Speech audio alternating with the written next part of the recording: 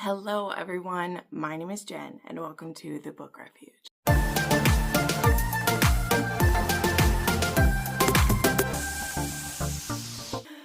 Alright, hello everyone, welcome to another recommendations video. This is going to be a Mafia Romance recommendation video. In a broader sense, this is a Captor Captive Romances that are within the Mafia subgenre of dark romance. But in a more like micro sense, this is to help prepare for the Mafia Romance Readathon, which is coming in May and will be the first 10 days of May, and one of the prompts is Captor Captive. During the month of April, which, I mean, it's already the 10th when I'm filming this because I have had some technical difficulties, and this is the first video using my new phone, which, as I've said multiple times, I film exclusively on my phone. I edit and do everything from it. And so whenever my phone is getting a bit too old and starts having issues, we have to deal with it in this way, right?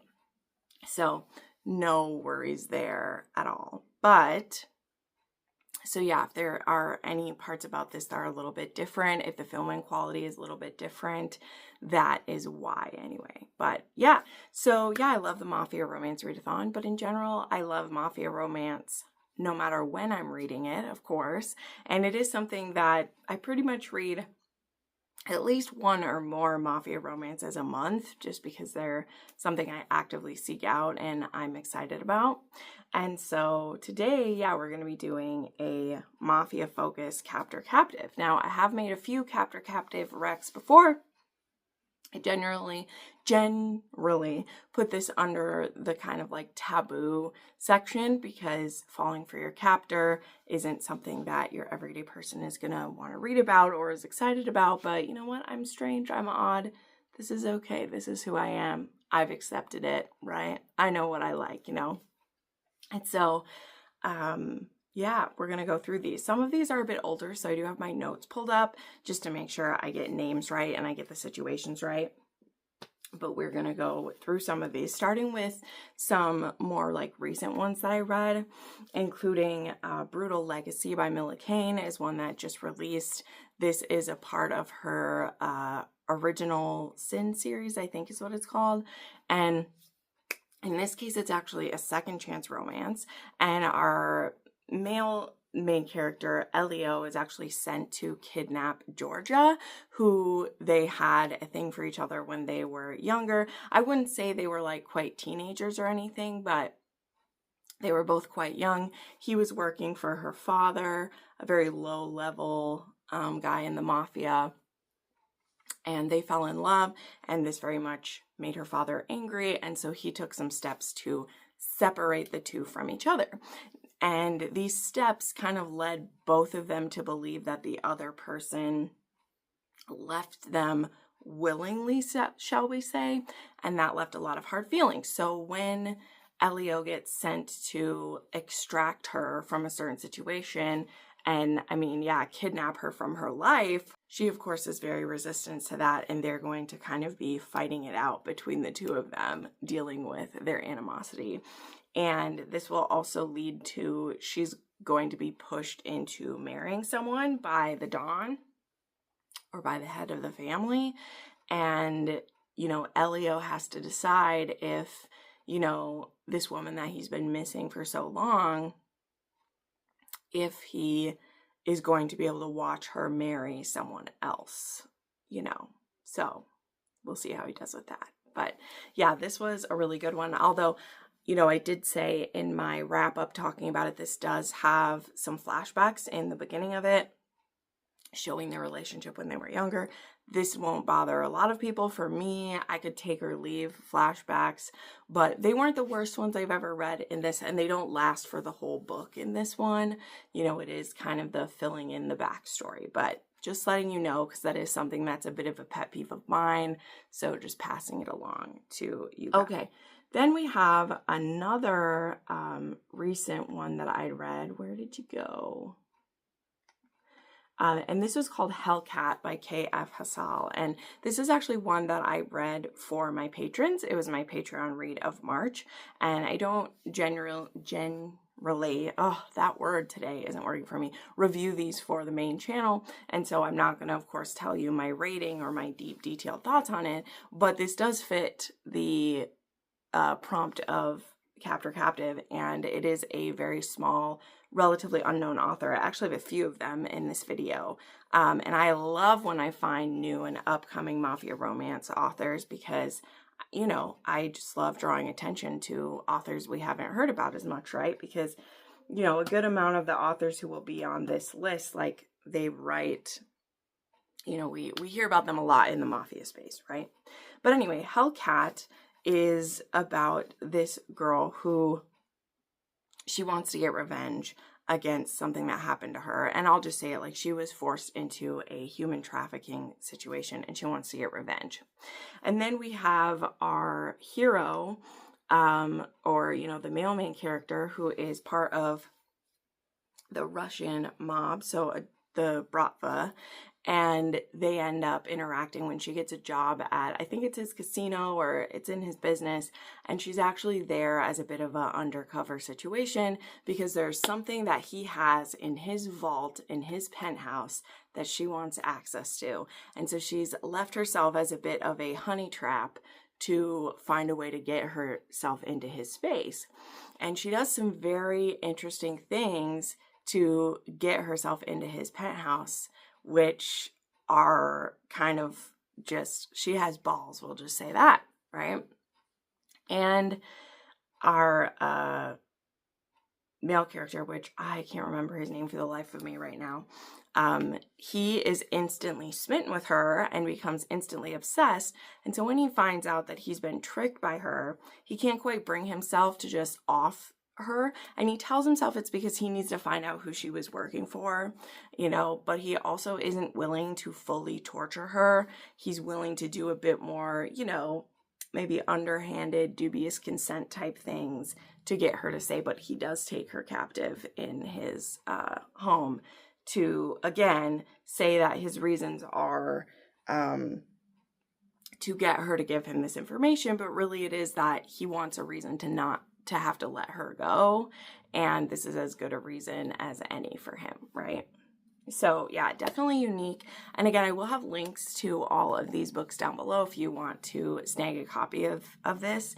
And again, this one is a standalone. It has a HEA, but she had listed another book in the series and it never got written. So I don't know if she just lost inspiration since, you know, again, I'd never heard of this author before. So, you know, go give this one some love. Give it a try. I thought it was pretty well written. It was really hot. Again, know the triggers. This is a captor captive, so there are some dubious consensual situations. And this does also deal with some healing because she definitely has some PTSD from her time in enslavement that she had. Okay, next up, we have one that I also recently talked about because I reread it, and that was King by S.J. Tilley. And this is book 2 in her Alliance series, but, you know, you can start pretty, well, here's the thing. You can start with kind of either Nero or King, but you should, if you're going to read the series, you should read those before you go into the other ones, just because particularly Dom comes like after this one. But anyway, you know my thoughts on that. I prefer that you read them in order no matter what, but if you want to jump into the one that's a captor captive, you absolutely can do that with this one. But in this one we have Savannah and King, and Savannah actually starts this book out with a no good, very bad, awful, horrible day where she brings her new date, like they've only seen each other a couple times, to visit her friend. She's made like a lasagna for her friend who's had a surgery or broke her leg. I don't know, there was something she had. And when she shows up, she ends up basically, long story short, running into her date's wife. So the guy that she was there with, he has a wife that she did not know about. And also with this wife is the wife's brother, who is king. And so after this horrible, awkward interaction, Savannah still has to make her way back to this guy's house to get her keys because they had ridden together here. And when she shows up there, King is basically offing this guy, and she sees it happen, okay? Because this man who, again, his sister was married to, a few reasons. Number one, he's pissed that this dude had cheated on his sister, but he never really liked the guy. What was really bad is that this guy knows stuff about his business a little bit. And so he can't, you know, now that he isn't trustworthy in the sense of like, you can't even keep it in your pants, you know, for my sister, I'm going to have to off you. And because Savannah sees this happen, she now can't just be left to go out, you know, about her day. And so King ends up kidnapping her. Now, he's never planning to hurt her because he just doesn't do that. And he also wouldn't like blame her for, you know, whatever, but he also just can't let her go. So first he forces her to come to his home, and then trying to come up with a solution that doesn't involve just having to keep her captive forever. Well, he forces her to marry him, and then goes about trying to prove that even though he's a killer, even though he works for organized crime, he's going to be the best possible husband for her and give her everything her heart desires and convince her to stay with him, right? And yeah, so this is a Captor Captive that's probably one of the nicest ones you've ever read, because even though S.J. Tilly does still cover some pretty heavy topics in her books, like they are still dark romance, this hero is an absolute butterball for the heroine. Like there's no other way to say it. He absolutely is. So yeah, I also highly recommend the audiobooks for her books because they're great. Next up is another recent one that I read, which was Ruthless Bonds by Danny Antoinette. And this is another one I'm really trying to get people to read because I actually got an arc of this off of NetGalley. It had popped up and I saw this cover and I was like, I need to read it.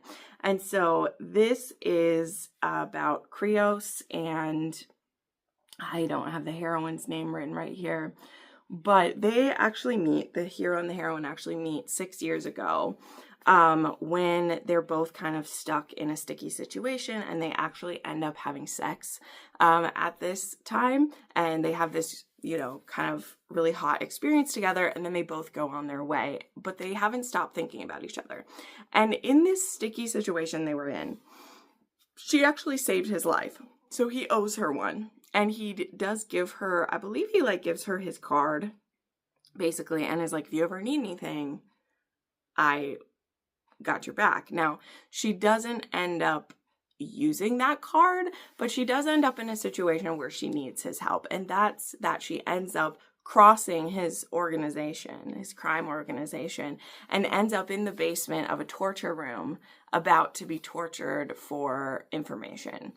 And he happens to find out who is in his basement, and he's like, oh, no. We won't be killing this girl because I've had my eye on her for a long time. And what he does is he ends up offering her a deal that he won't let anything happen to her if she, you know, will be at his beck and call. And she also has a younger sister. She also has a brother, and her brother is the reason she's in this situation in the first place. But her sister is actually mute, is a speechless heroine. And hopefully the next book in this series will be about her sister and one of the other guards. But first off, they're just put under the beck and call of him. He's like, if I ever need you to do a job, you're going to do it. But in exchange, I'll protect you. And also I won't make you pay for, you know, crossing us badly, right? And so, yeah, but then things escalate and something else happens. And he's like, you know what? I can't even trust you to just be wandering around. So now I need to bring you fully under my protection and bring you into my home. And what's the best form of control I can have? I'm going to make you my wife because you know what? I need to start a legacy as it is. And I don't want to do that with anybody but you. So this one also is another forced marriage as well, right? You know, those kind of go hand in hand sometimes, a forced marriage and a captor captive, so it makes sense. But I really enjoyed this for being the first time that I'd read this author. For this author, I guess, I can't remember now if she's fully a debut. Actually, I have my notes pulled up, so let me just see here.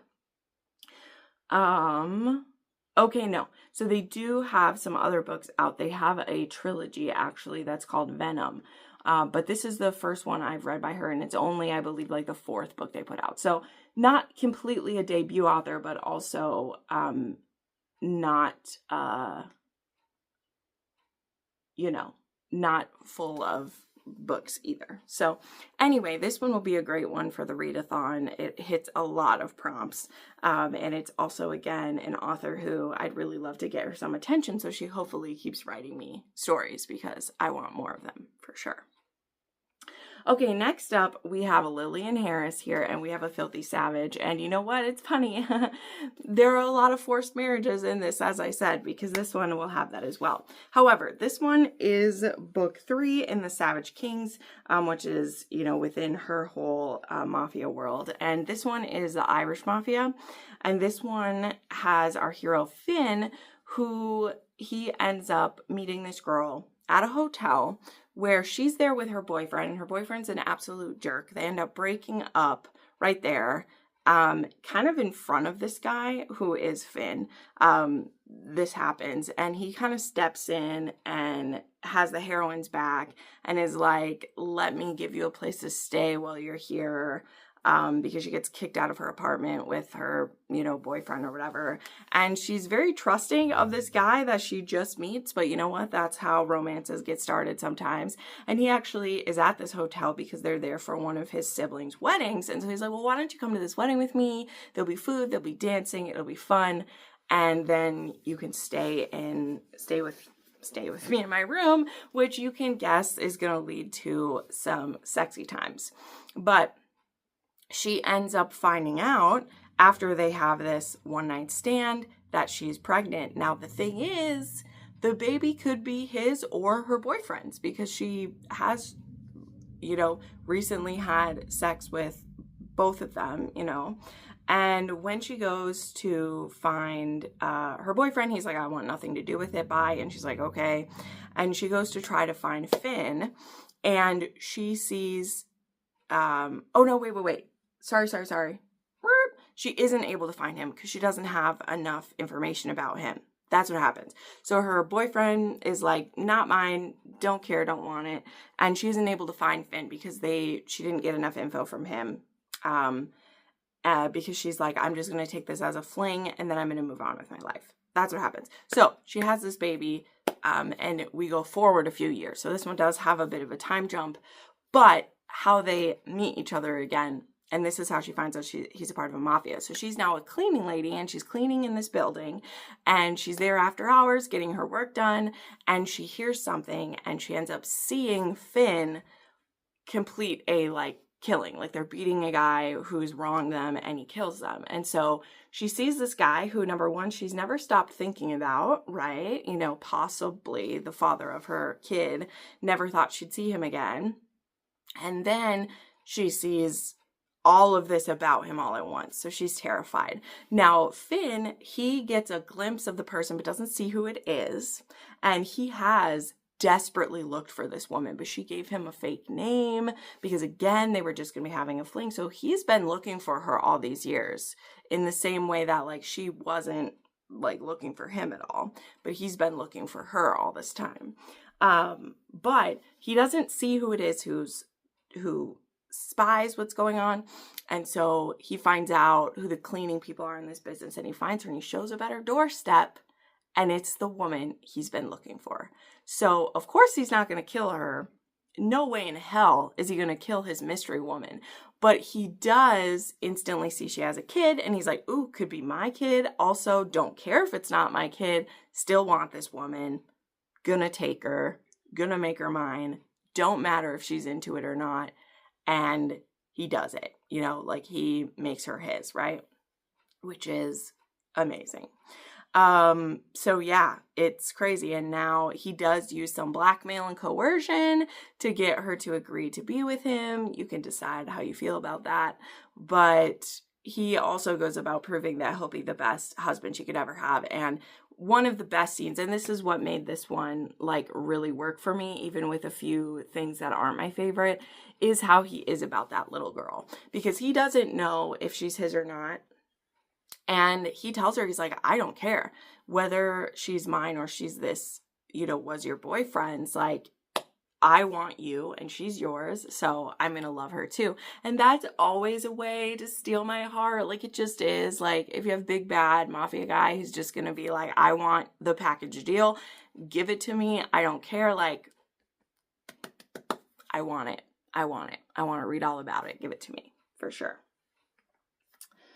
Okay, then we have two from Neva, altaj. So I could have gone absolutely bonkers with hers because she has a lot of these, but in my last Captor Captive, I had one of her books, and so I just put two of them in this one. So one of them I put in is from the OG series of hers, Perfectly Imperfect. We have Stolen Touches, and this is one I really, really like. This is Malene and Salvatore, and this is actually the younger sister of the heroine from book 2, which is Broken Whispers, which is like one of my favorites in the series. But Malene, she's been being kind of naughty. She's broken the rules, and she's actually going to nursing school, and I think she's actually like almost as a nurse or something like that.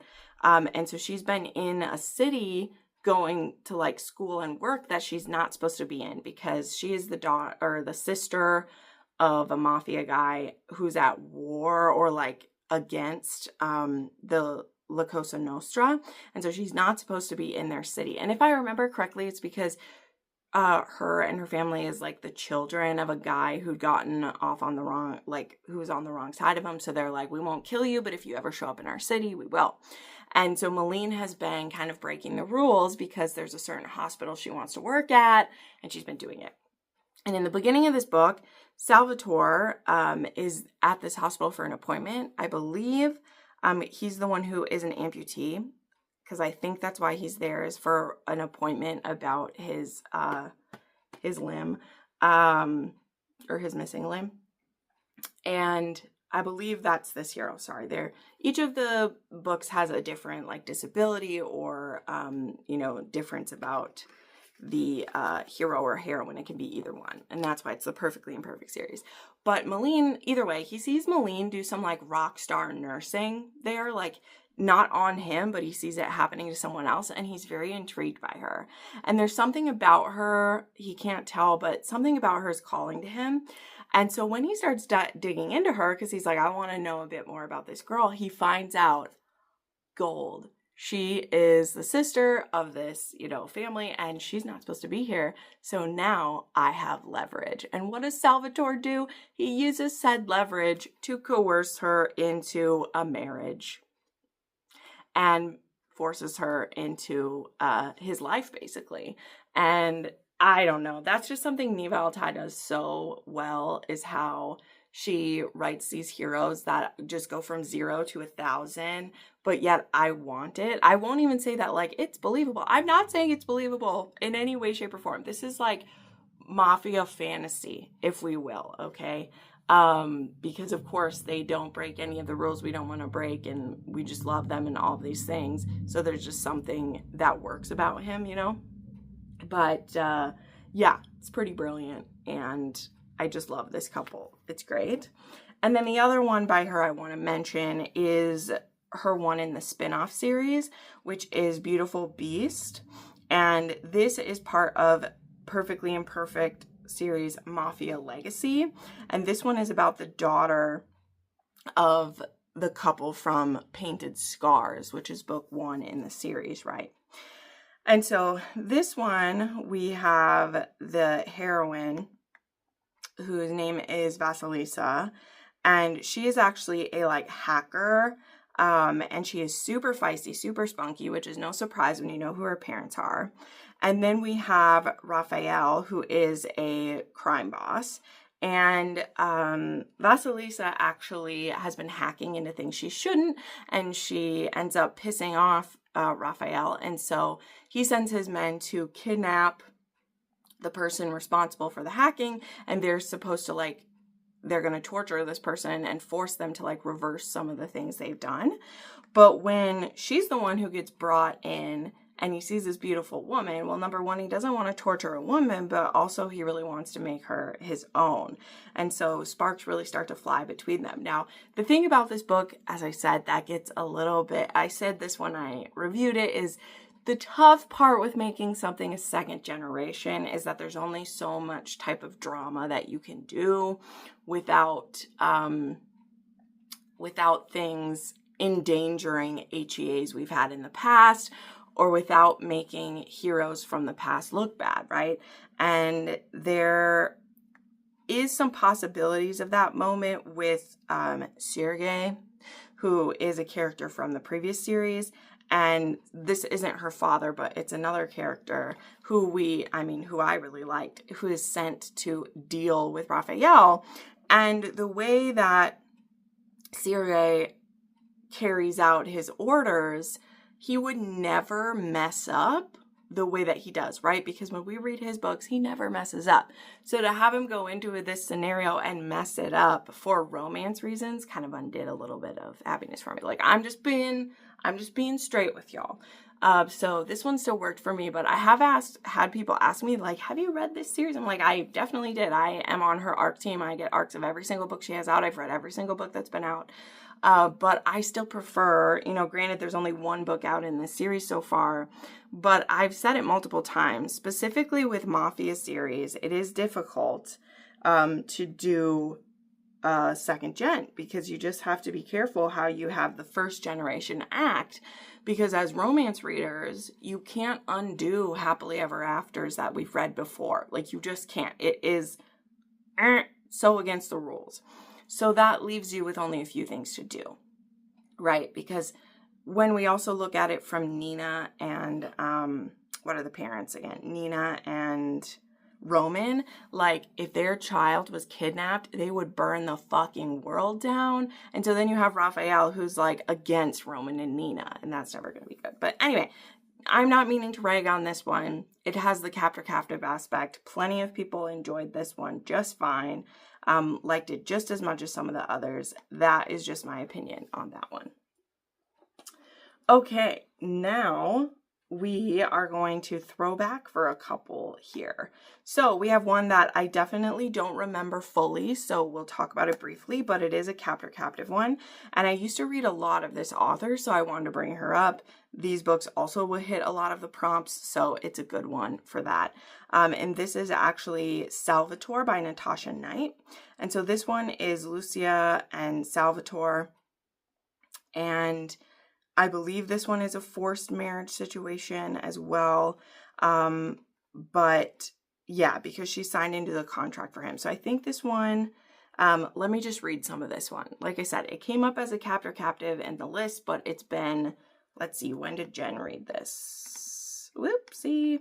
I read this, 4.5 years ago. So it's been a little hot minute here. But I know these ones at one point were all like on Audible Plus, and that's how I listened to a lot of them. But this one says, it started with a contract signed by him and then by me while our families watched. While my father sat silent, a man defeated, giving his daughter to the Benedetti monster. I obeyed, I played my part, I signed my name, and I gave my life away. I became their living, breathing trophy. That was 5 years ago. Then came the time for him to claim me. So yeah, I think this is it says it's a vow of vengeance. I had learned to hate, and yet nothing could prepare me for the man who now ruled my life. So I think she was going to have to marry him at a certain point, and now she has. And so he's my very own monster. And then Salvatore, it says, I owned the mafia princess. She belonged to me. We had won and they had lost. What better way to teach a lesson than to take what's most precious? I was the boy who would be king, the next in line to rule, and she was my spoils of war, mine to do with as I pleased. It's my duty to break her, to make her life a living hell. My soul was dark, I was hellbound, and there was no way out, not for either of us, because the Benedetti family never lost. And in our wake, we left destruction. It's how it's always been, how I believe it would always be until her. So there you go. Definitely a bit darker. So far, like, as you could tell, a lot of these ones I like them almost a bit fluffier these days. Like the really dark ones are sometimes hard on me, but you know, I gotta supply, right? Well, then the last one I want to share, we'll talk about quick here. And this one is from Michelle Hurd. So this one is Possess Me. This is part of her Corrupted Royal series. And this one is, I kidnapped the wrong girl, and under excruciating circumstances, we fell in love. I took every beating and form of torture meant for her. For months, I protected Everly, only to lose her when we finally escape. So this is one they're kidnapped together. So maybe this one shouldn't have quite been put under this. This is a problem with Goodreads, so I say. But anyway, it's been years, and the ghost of Everly still haunts me. The nightmare of losing the only woman I've ever loved drives me to insanity. But then it turns out Everly never died, and she kept a secret from me. And when we come face to face, after 4 years of pure agony and hell, she's still out of reach. So, but if insanity has taught me one thing, there are no rules, and I'll take what's mine. So, okay. I reminded myself. First, they're kidnapped together. Then he kind of sort of kidnaps her later when he finds out some things about her. So, anywho, there we go. But anyway, those are some that are Captor Captives for you. I hope you will look into doing the Mafia Romance readathon with us. Even if this is your very first readathon, I'll have a link to the announcement right there. It'll be so much fun. It's 10 days of reading Mafia. Of course, you don't only have to read that. I have other books I'll have to read during that time as well. But it'll be fun. There'll be reading sprints, there'll be hangouts, and it'll just be a great time to read all the dark and delicious romances together. So, thank you so much for watching this. I appreciate you all so much. Thank you for making this happen. And again, sorry this video is like a day late. Hopefully the quality of this is still up to par. We'll see how it looks and everything. The camera on this is actually so much clearer than the last one I had that it's a bit disconcerting because I'm like, wow, I'm seeing the age lines on myself and everything. But that's all right. That's all right. That's life, right? Thank you so much for watching, friends, and I'll see you next time. Bye.